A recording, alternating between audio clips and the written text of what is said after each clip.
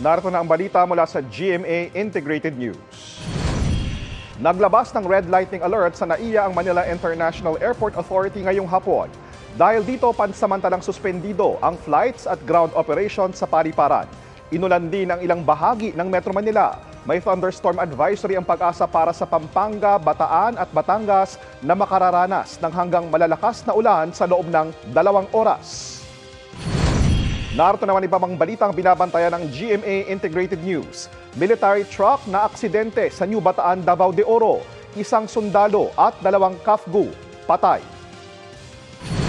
3 barko ng Indian Navy dumating na sa Maynila para sa kanilang goodwill visit sa bansa. At mamaya sa 24 oras weekend, 2 pulis na inireklamo dahil daw nagkapisikalan.